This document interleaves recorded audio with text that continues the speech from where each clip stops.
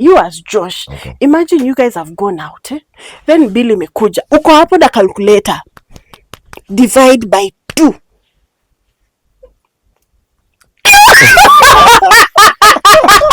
When you give money, Okay. are you helping or subtly buying influence in the relationship? So one, I think it's a charity case. Charity. One, who is it buy a designer bag, so I get them for you. Hey guys, welcome again to another episode of Dish the Sauce podcast. I'm your host Maggie. So this is supposed to be a part B of financial talk while dating. If you haven't watched our previous episode, please make sure you go watch it out because that episode was fire. It was juicy, it was funny. Like, we had so much fun on set while we were shooting it. Like, it was so long to the point that we had to cut it into part A and part B. So in the previous episode, we talked about what we think about girlfriend allowance. Some of you called it petty cash, others called it what was that word? Like, you guys had so many words to call it, but anyway, so we talked about it, how we feel about it, should people have it or not. In this particular episode now, we are going forward and talking about 50-50 in relationship and the future of money talks in relationship. Like right now, there is a certain way people are talking about money, but is this how it's going to always be, or how is the future looking like, and how are people supposed to have these conversations now, that because the future is here? So why wait while you can start having these conversations now? So hope you get to stay, hope you enjoy this particular episode, and most importantly, please let us know in the comment section what you like about this episode, what you think we should talk about, and if you have like stories you want to share, please share them with us. We want to hear those stories. We want to talk about those stories. Like, let this be a fun space. So see you in the episode. Stay tuned. Money is the silent elephant in the room that people are not talking about. Okay, Yeah. we are talking about today. Most men tend to put up a front when they start Okay. dating someone.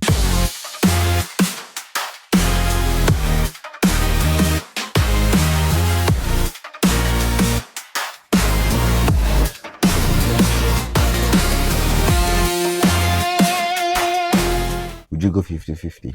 What do you mean 50-50? It's 50-50. When you're Define 50%, 50-50. 50%. No, define it. 50-50 could mean so many things to so many people. Yes, clearly me being one of them. So Fine. define it if for you. it's dating, mnaenda kwa restaurant, you pay your bill, I pay my bill. Hey, please, we're in Africa, not in Europe. Uh-huh. So say something else. Europe, the world is different. In Europe, I accept because that's their cultural right. They do that. They So go Dutch. yes, it's acceptable. In Africa, guy, imagine a bill being brought to you. They make the way ladies, we like being pretty. Okay. When the bill is brought, like, you know, that when the bill is brought, you usually have things to do. So that's the time you check your phone. Oh, I don't know, like, let me go fix my makeup. I don't know what. Imagine that. Then unakuja, who is first going to do that math and be like, you know, we are dividing this? See the guy? For real? Yeah. You have the strength to do it, guy. But you know, again, back to the 50. No, let me put it this way. You know, I want you to understand this. You as Josh. Okay. Not as a man you have put in your brain or whatever. You as Josh. Okay. Imagine you guys have gone out. Then bill imekuja. Uko hapo na calculator. Divide by 2.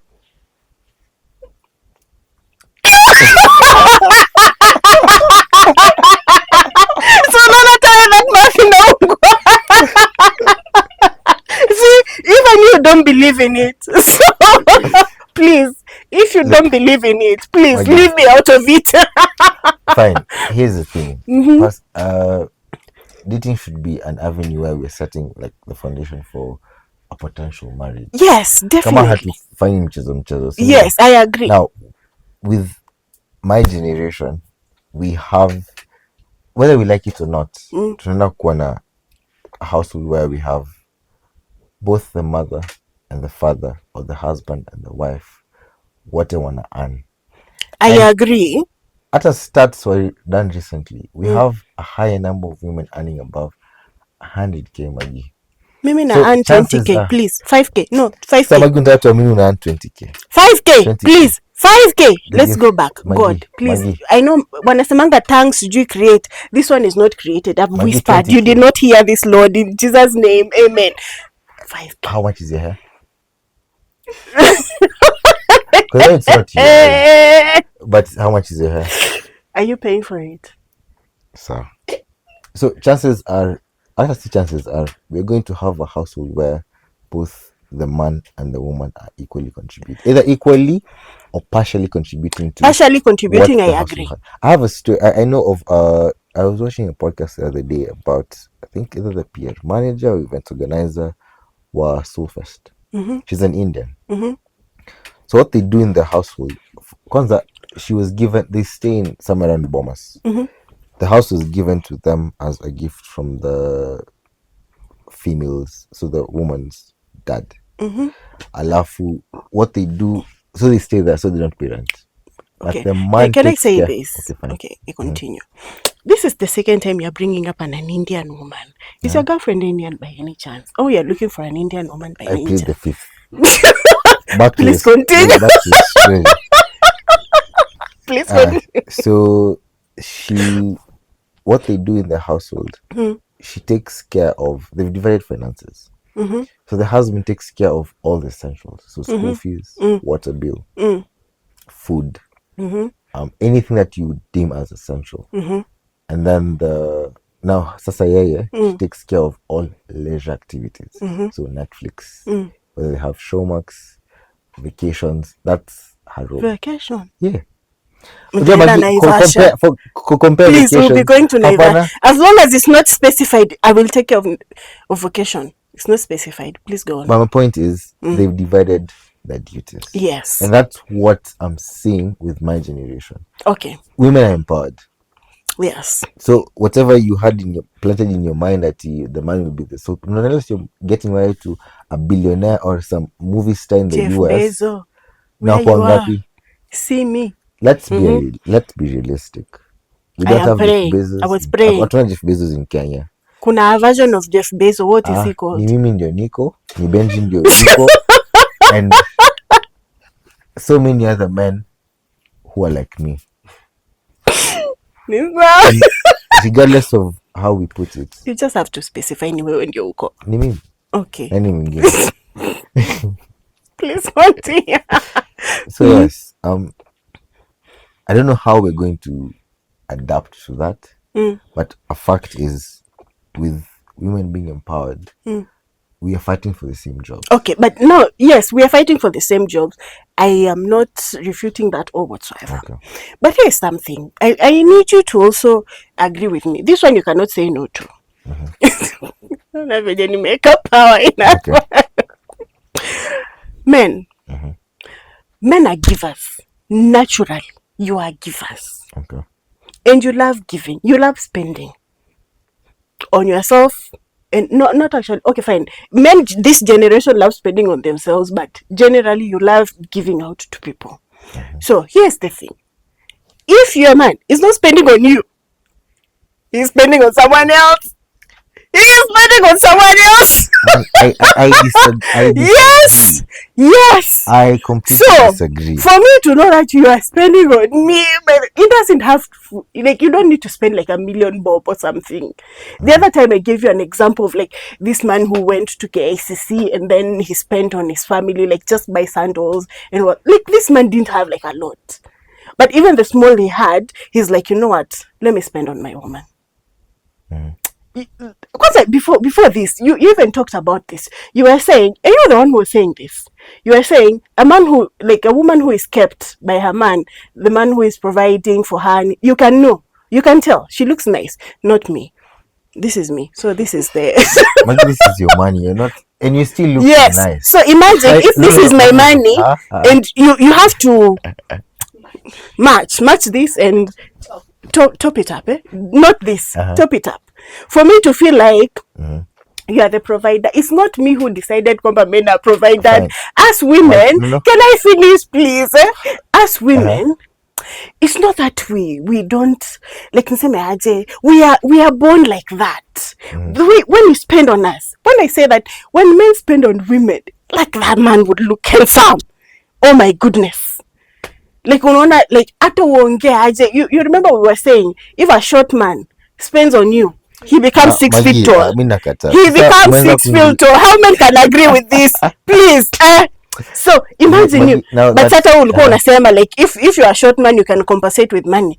It's how much, how big is your wallet is. See, you were saying this before this. where Guy, I just don't have receipts.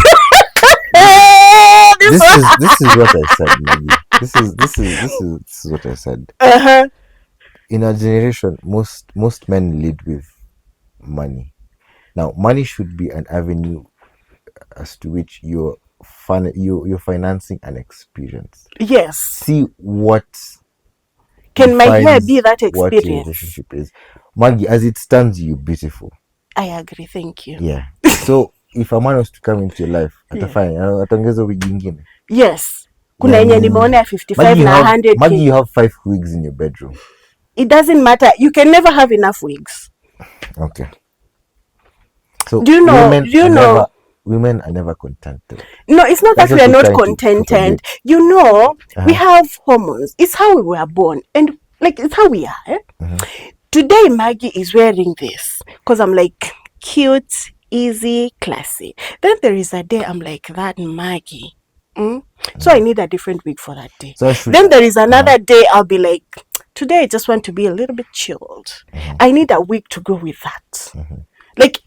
Like every feeling I'm having, it has to have like a wig and clothes to match with it and shoes to match with it. So it's not me. You should ask God why he made that like this. So I should take your hormones into consideration. Yes, please. Very important. That's why even when I'm having, like when women are like, maybe your girlfriend, when it's like she's going through her cycle, you have to make sure like she's okay. You have to buy her chocolate when she needs ice cream. Why should I get her chocolate? Before I came into the picture. Utaachwa. Mamaki alikuwa anambaya chocolate. Utaachwa, please. I cannot speak with you.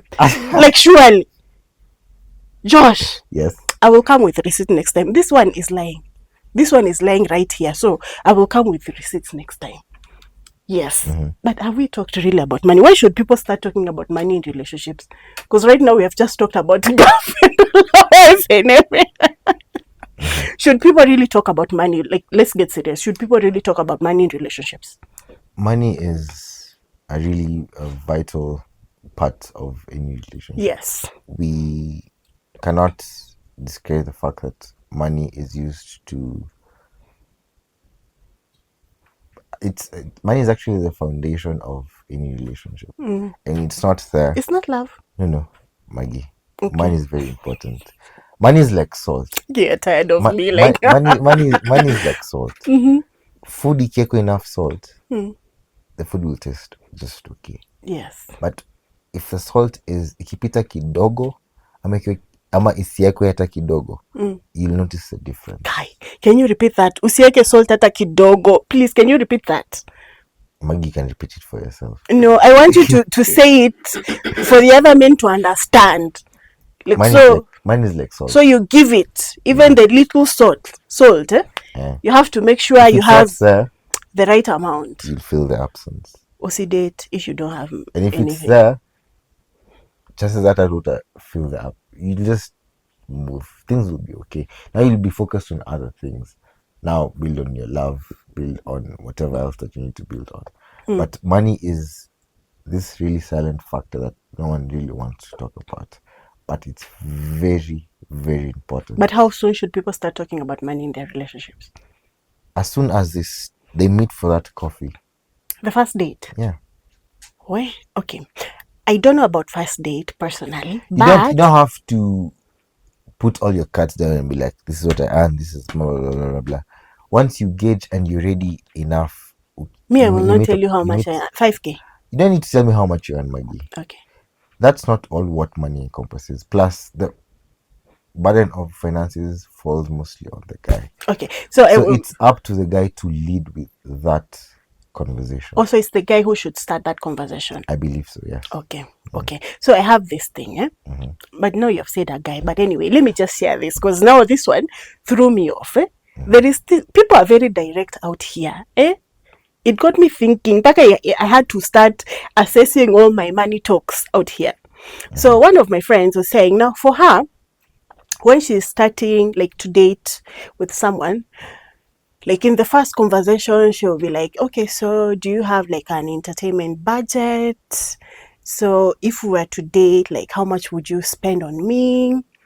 And would you believe on a 50-50 like kind of a relationship?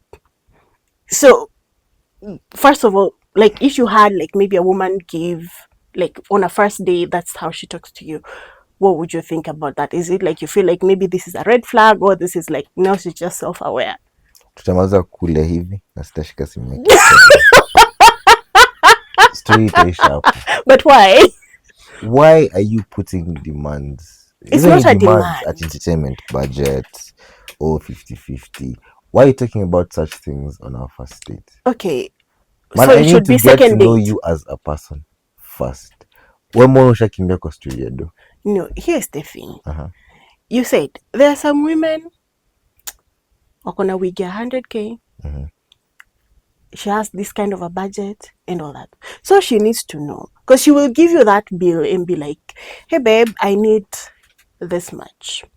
So for her, she's arguing like, so for me, it's like I'm just weeding out the people who I see we will not work together.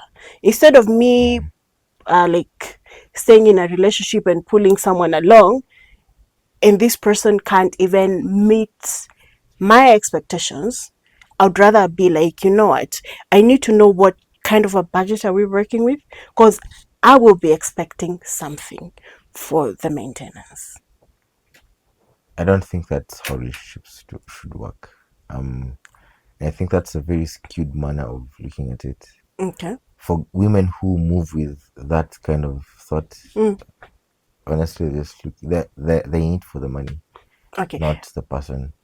Okay, now for let me not talk, because me, I'm a millennial, so I will give my views. Personally, I feel like at this point, either work. I personally don't be like, I've never tried asking for like money direct, but I will try next time. So if you're in my DM, just know, what's your entertainment budget? But oh my god. But my question, my way of like weeding out who I feel like this one we can go anyway is like the 50-50. Like, so what do you think of 50-50? Like, then I try to understand, what do you do, like those kind of things. So that's my introduction to money conversation. So if I know maybe you're a business person, you do this, I start to gauge like, okay, fine, where do I place you? Where do I have never gotten like an allowance, but I've gotten generous men. And my men have spent on me without me asking for money. And that's what I believe in. Like, I have my money, I would spend my own money. But it feels very good. Instead of me buying my own wig, my man is like, let me spend that on you. I remember you liked this wig. Let me spend. Oh my goodness, I feel like a baby girl. Yes.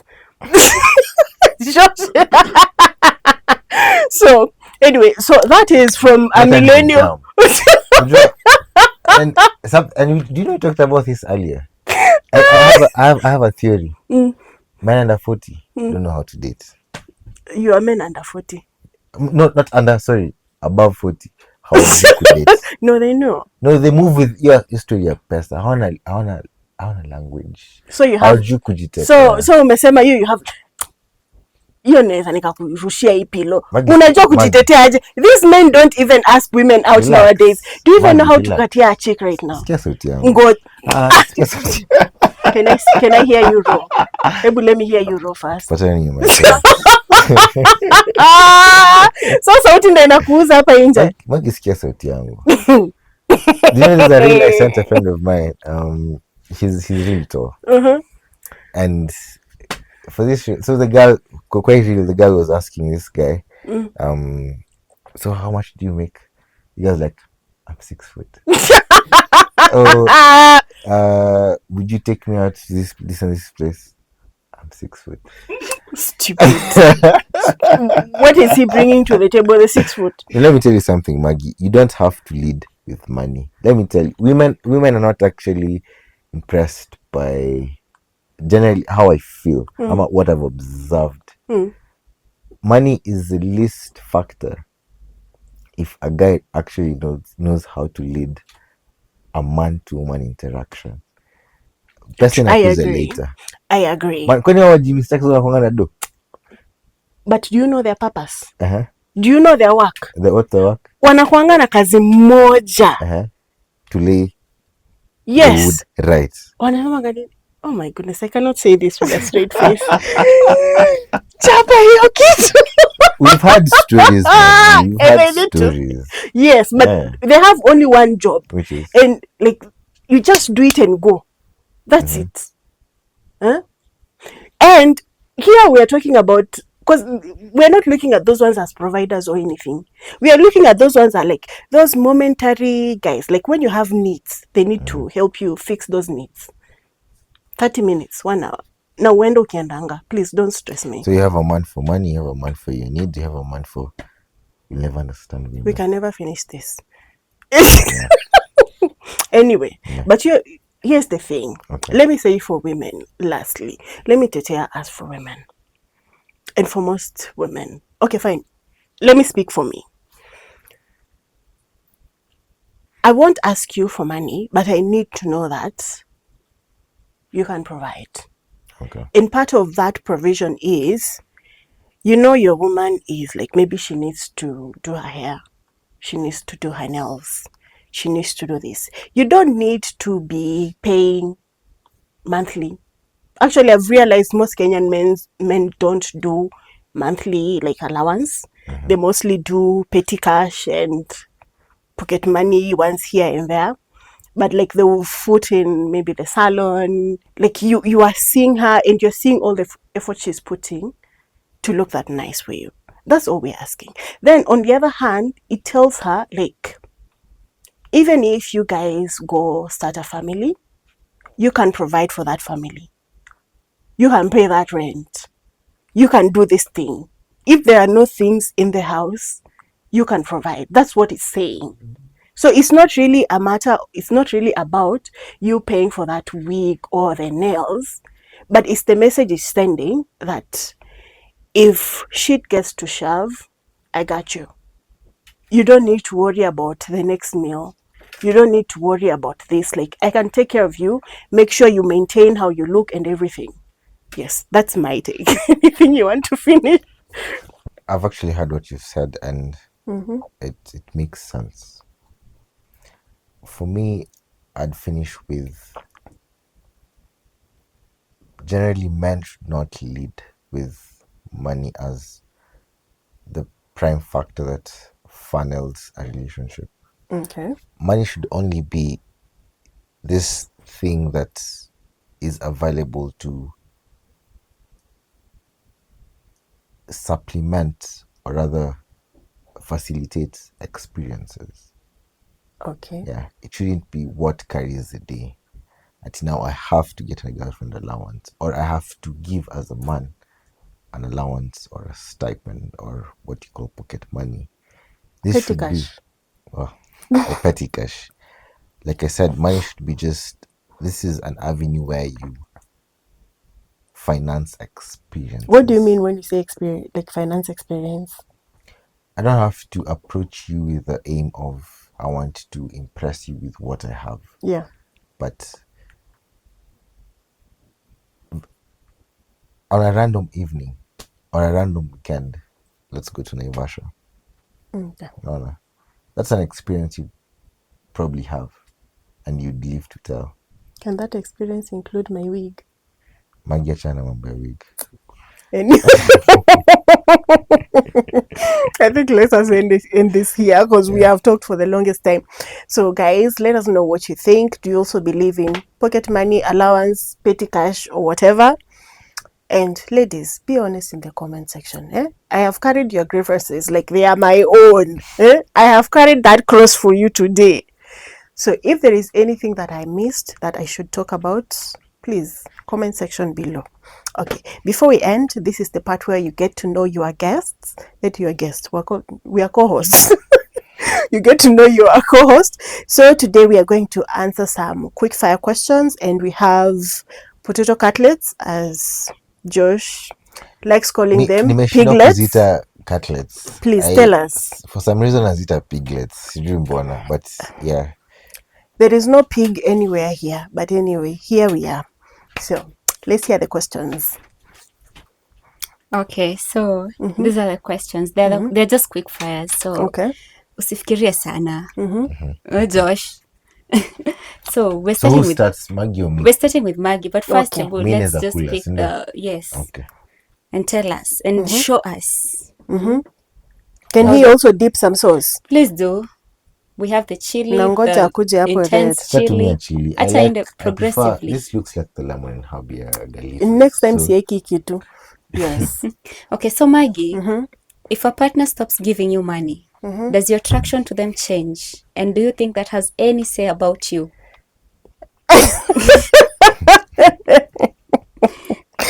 First of all, I will try to understand. Is it like maybe why not today? It can be tomorrow. No, easy ni kama, you know, now the way you talked about the girlfriend allowance. So now Josh alisema kuna part like you get it on January, February, so at one point it stops. So does that attraction change? Okay, fine. Since I've been in business the longest, I would say I understand like things can be low, but I would rather know like we'll find a way to ask like what's going on. Oh, is it a me thing? It's a you thing. So you'd still be attracted to them? Yes, I will try, but to see You will try. I will try. You'll try to be attracted. I will be. Will I will close my eyes for Yeah. you. I will close my eyes. And now from societal view, other than people judging you and stuff, what do you personally think that says about you? In terms of what? You finding the attraction changing, or you trying to find them attractive now that they don't have the money? Okay, nasema aje. I think because, like I've said, in my relationships, like I've never gotten like allowance like monthly. It has always been like the pocket money, the petty cash. So I've never really looked forward to like every end month I am getting it. Okay. I have never been in such a situation. So I'm trying to imagine if I was in such a situation, I'd probably like what's going on. But if not, I think I would personally be okay. As long as I know you're okay. Like I need to understand what's going on with us. As long as the channel of communication is open, I think we should be fine. Yeah, perfect. Yeah. Okay, Josh, now we're you. Now you've clearly stated from all the conversations that we've had that you're not an advocate for girlfriend allowance at all. I'm not. Now I have this question. Is refusing to give money a sign of boundaries or just lack of real commitment? Wait, is refusing to give money a sign of boundaries? Like these are my boundaries that I've set, or is this a lack of real commitment to that person? No, it's a boundary. It's a boundary. Now, I don't dispute the fact that I need to show up for my partner financially. I just wouldn't give money. I'd do other things. I'd openly pay for your Nails or hair. hair once in a while as a gift. That's petty cash. No. Wagi relax. Swali ni yangu mind yako. So yeah, I'd openly pay for that. I'd give you gifts. I'd do all that. But where I draw the line is giving out money. I'd give money to my wife, not my girlfriend. So it's boundaries. It's boundaries. So you have to be a wife. Yes. Ukishapita hiyo mwaki ya wife, hata sina shida. You have access Lies. to my They card. don't give money to their wives. Yes. 100% if it's a wife. If it's my wife. What if it's a girlfriend or a fiancé aiming like on that road to being the wife? Acha tuseme I do. Hadi afike. Pesa. Can I say something? Yes, Maggie. Niko na Mwakenya from the Married Women, the Association of Married Women. They have told me, yes, this creature, They don't give money once you're married. Oh, the man. Yes, so take it while you're the girlfriend. Maggie, Once you're married, Maggie, bills come. Maggie, Mm-hmm. swali ni ya Josh. Josh. Nilikuwa Maggie, tu. let me come to you now. Yes. No, unataka kuniongelesha sana. Mhm. So, Maggie, at what point does support, and this is, I'm quoting this support, quietly becomes dependency, and who's responsible for that shift? Okay. So for me, I would say, as a woman, if you sit back and expect like your guy to provide you for let's say maybe money every month and everything, you become dependent on that person and they will have power over you. Okay. Don't ever let anyone have power over you like that. Especially in terms of money. Money, yes. Yeah. Have your own money. Ndio next time akisema, because me I had a friend who was like she was being paid a house in Kilimani, and then one day the guy refused to pay. Oh my goodness. She had to leave that house. Utalipaje? You cannot pay Kilimani. She couldn't pay Kilimani money. So you better stay where you are. You can pay your rent. If he decides like, you know what, fuck it, hata utajibu, you know what, juices. Adios. Yes. So who do you think is responsible for that shift? Do you think like you're responsible because you let Yes. yourself be dependent on Yes. that man, or is the man just responsible because the man was just? No, I feel like it's the woman. It's you let yourself. Yeah, you let yourself be in that a situation. Don't you ever let yourself do that. Yes. Okay, that's nice. I'm getting that from you. That's nice. Okay, Josh. Okay. So when someone asks you for money, how do you know it's trust and not quiet manipulation? You know, like, say you're dating. This is not a wife. Let me clarify this because you've clearly stated you're not giving. Yes. Yeah. So when your girlfriend asks you for money, because you do give. Let me first ask: do you give your girlfriend money? He gives hair allowance and nails, but he just doesn't want to say it. You literally said it on TV. Can you roll back? So in your Josh. So Josh, yes. How do you know it's trust? Unajua ile usiseme ati huyu anani manipulate tu. So how do you know it's trust and not quiet manipulation? If so she's I've had that you to be the before. provider. You've had? Yeah, there's a time because hata si kitambo siwezi sahau. I think 2 years back, so first year 2023 4. The person I was with at the time hakuwa na ticket. Yes. Na she was looking for money to get the ticket. Na in her head alikuwa ameamua ataniomba do. Now she didn't borrow the money, but the fact that she mentioned the fact that she considered kuniomba hiyo pesa, in my head I knew she wouldn't give it back. So they borrow, women, how does it, women borrow money. When they borrow money, haikwangi na ati, oh, I know I'll give it back. In their heads washajiekea hakuna pressure kurudisha. But this is someone you're dating. Look, aujui ulinipata at what point ukiniomba hiyo pesa. Maybe I had, maybe I didn't. So I'd want to give you the money. Personally, I'd want to give you the money, not as a loan. I'd want to give you the money even to like a grant. But sa ukikuja na hiyo nini ya loan. So you said you're going to fund experience. Like loan me. Yeah. Sini loan. And then don't return it. There's that car. We said it's an allocated allowance. I have a question, Josh, for you. Okay. This is still the same question, but now that you've mentioned the loan part, what if I ask you for money, but not in terms of loan? I'm like, hi, Josh, or like, hi, babe. Say we're dating. We're not, but say we are. I'm like, we'll make sure to clarify today. I'm very specific. Let me clarify. But now let me just ask, like, so, hey, Josh, there's this event that I really like to go. Can you just please like buy me the ticket, or like can I get the money to buy the ticket if you can? This is not a loan. So would you see that as manipulation, or would you just see that as a like me just asking you for money? And would you think that that's some sort of like a mistrust? Are you going to like not trust me because of that? Kila mtu anajua mtu wake. If you're confident enough to borrow your man money, unajua ako nayo.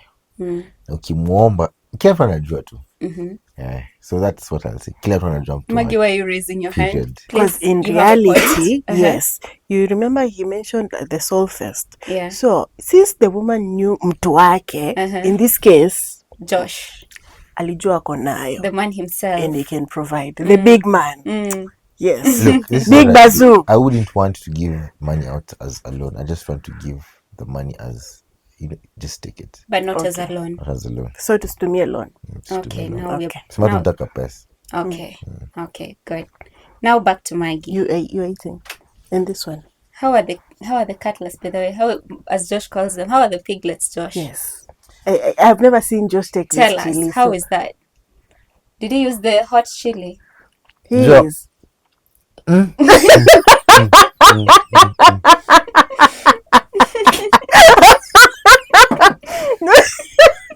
Do you need a moment? Maggie, this is yours as you're Yes. laughing at Josh. So, Maggie, if money... Aki Josh umenikata chiche ingine, no. Do we need to end here? Are you right, Josh? Are you okay? Uliza Maggie maswali. Okay, Maggie. Now, if money never entered the relationship, would it still look the same to you or just fall apart? There's no money. Okay, there's money, but just money never entered the relationship. Like, it wasn't like a main point in the relationship. Would it still stand? Okay, so niseme aje? I used to think no, because like for me, like money has never, like we never really talk about money like that. But it was like that silent elephant in the room. But where I am right now, and if I am planning a future with you, we'll need to talk about it. So the conversation has to be had. Yes. Yeah. Okay. So without that, you think that there'd be some issues later on? Definitely. Imagine where you are planning up, like maybe let's do this investment, and then your person is like, mi naenda kujibaia sujui. What are these cars with big engine you guys like? There's this... Josh, Subarus and such. Yeah. Tutapigana ngumi. Are you okay? Gotcha. Man, Maggie. Josh, you're suffering. Hii chili Do you need yake. help?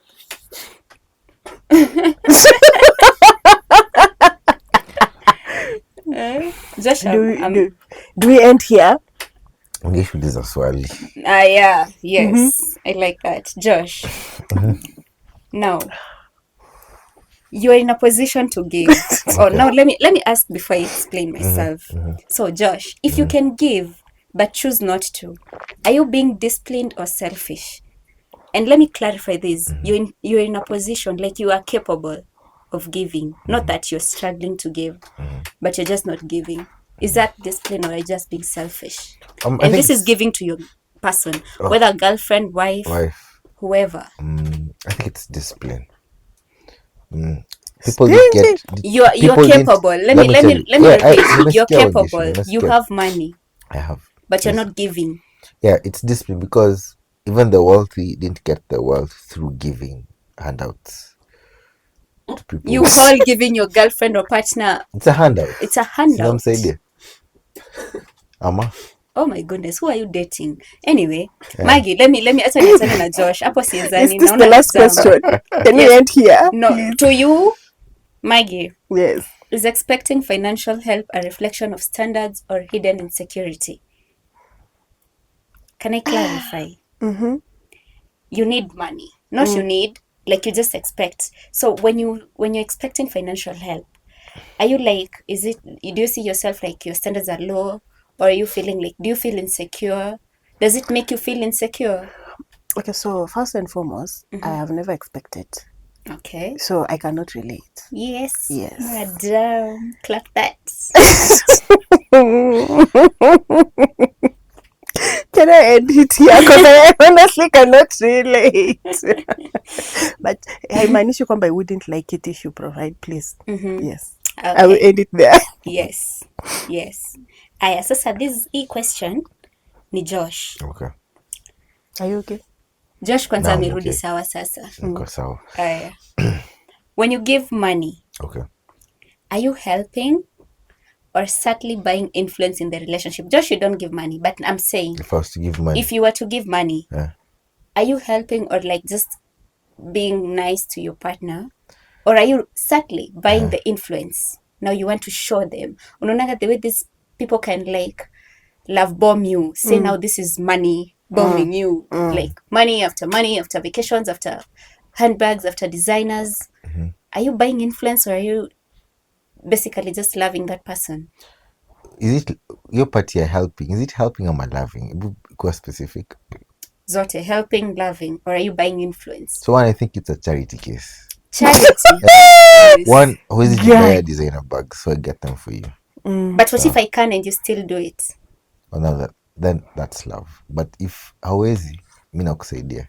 No. That's charity. And also, it's me buying influence. It's I would answer. It's both. It's me helping you because you're a charity case, and it's Oh my goodness. It's me buying influence.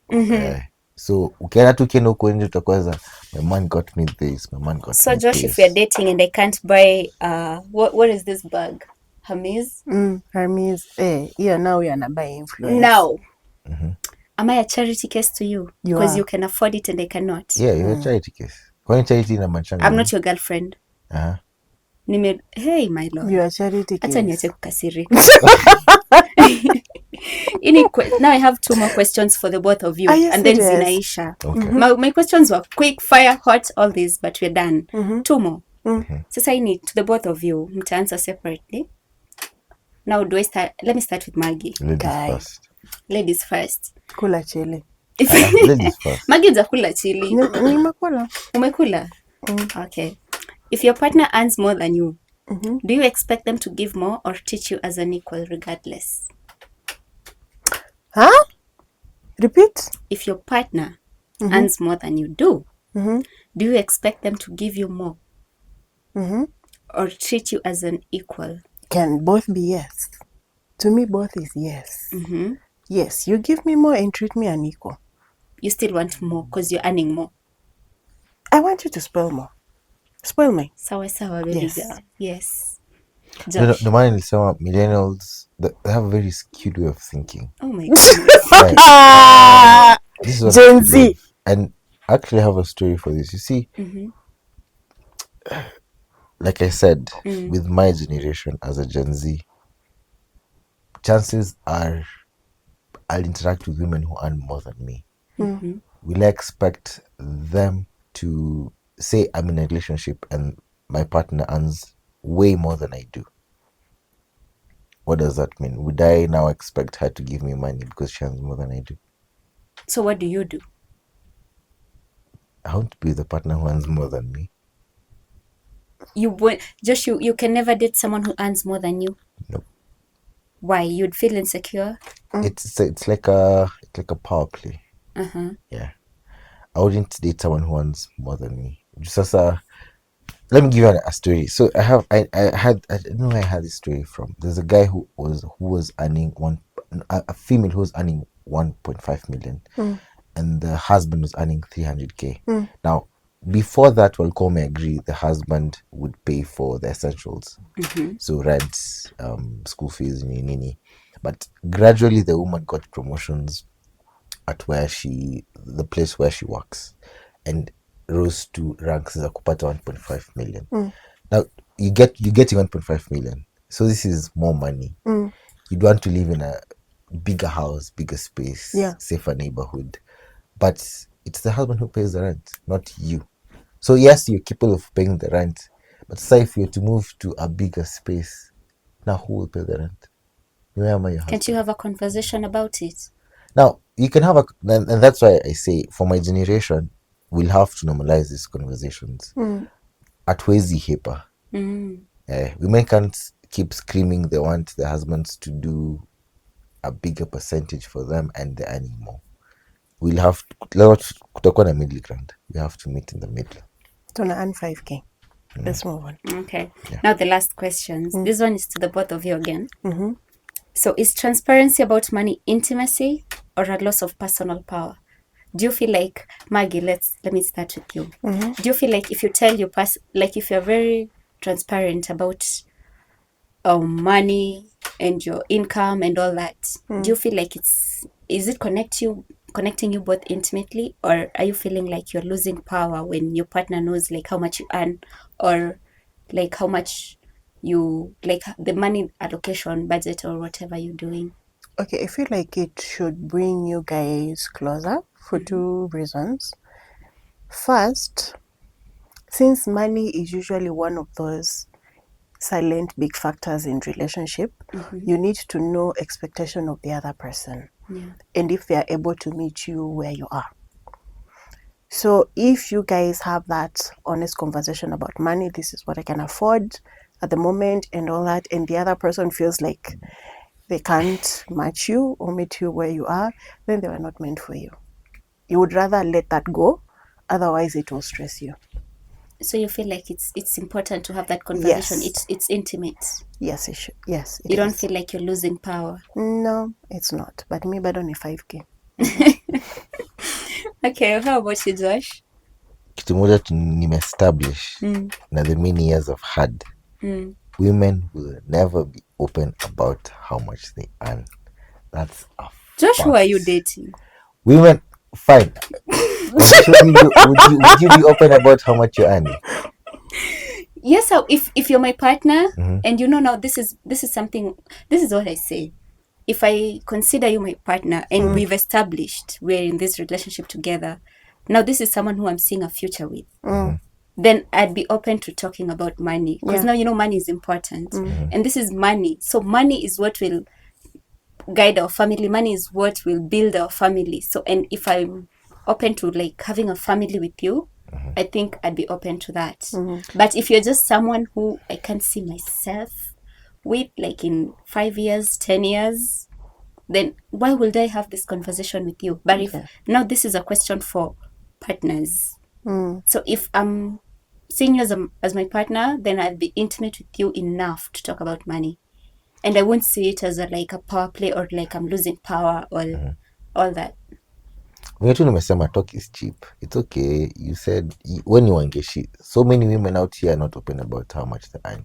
We heard stories of men when you wamekuwa kishi kwa nyumba zenye wanalipa rent na landlord ama landlady ni their wives. Mimi niko na comeback ya hiyo. But no, unajua hiyo kuna story. Utapata huyu mwanaume ni miser or stingy or all that. He's not good at with his money. Or he's let me tell you something. But women will give all sorts of excuses, but personally I've experienced it. Now, mine is at a dating level because marriage is not yet part of what I'm planning as at now. But yes, women will never be 100% honest about So what's your what they're take, earning. Josh? Is it a form of intimacy, or you feel like you lose power when you talk about money? Like you, leave alone the women, like you in the relationship. Do you talk about money? Do you feel like when you talk about money, you're losing your power? A bit, yes. It's sort of losing power. Because now I'd have to be vulnerable enough to tell you that times when I won't be able to do this and this and this and this, and you need to understand. So yes, it calls for me to be vulnerable, and as a man protecting my ego, I'd feel like that's some sort of power play. But again, at the same time, it's also a bit it's intimate, because he's a person who you probably seeing a future with. So you want to be open about such things as finances. Yeah. Okay. So I'm done with questioning you guys. Yes, so that's it for the day, guys. I know this one was a very long episode. So poleni sana. Thank you for being here. Please let us know what you think about this episode in the comment section below. Until next time, guys. Bye. Bye. Like, subscribe, and give us your comments. And muendelea kusema Josh is very wise kwa comment section. But I'm wise. Yes. Yeah.